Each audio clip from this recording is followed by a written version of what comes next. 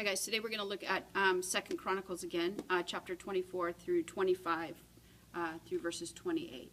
And here again we find two other kings that come into rulership. There's the king named Joash, and he actually ruled for 40 years. And he did right in the eyes of the Lord for quite a long time until, interesting enough, until he had an elder that was a good man that we've talked about before. And when he passed away, it's like Joash just sort of kind of went off course, which I think is a good a reminder for us that we need to have people in our life, elders and leaders and people that actually give us direction and that speak into our life. All of us need that. I think we need that our entire life, that we have people around us encouraging us, but also that they keep us on track, so to speak. And Joash did really well and restored parts of the temple and did the things that God wanted him to do and put worship in the right place. And then he just went off course. And then we find where he thought he was again above God, and he got taken out. And then the next king that comes into place, Amaziah, and he was he just did not do good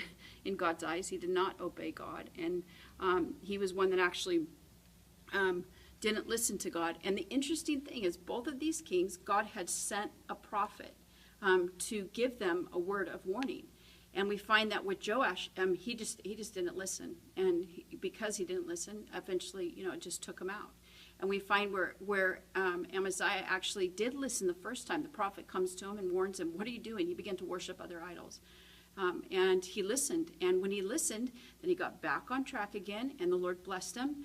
But then he got off track again, and the prophet came back to him and said, "Listen, what are you doing? You can't be doing these things." And he literally stopped the prophet in mid-sentence and said, "You don't have the ear of the king." And the prophet said to him, "Well, this is not going to turn out well for you, because God's not pleased with you." And it didn't go well with him, and so he didn't finish well. And I think for us to remember that God will send people into our lives. It's not necessarily what we want to hear. It's not necessarily what we understand, but it is for our own safety.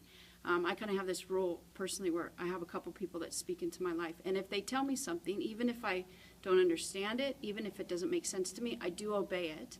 And many times it's saved me a lot of hardship, and other times they weren't right, but it kind of took the pressure off of me because I was doing scripture, and I know that that's a covering and that's a protection, not only for me but for my family. And I would encourage you that that when God sends people into your life, to take it with a grain of salt and see if in your spirit, if that's him warning you or showing you how to get back on track, so to speak, because otherwise we get too prideful. And one of the ways that I know if pride is entering my life is that I just can't hear from anybody. I can't hear from anybody because I already know everything. And so one of the things to take away from the rulers of the Old Testament is that those that took things in their own hands, those that didn't listen to the prophets of the Lord, that didn't listen to the word of the Lord, it didn't end well with them.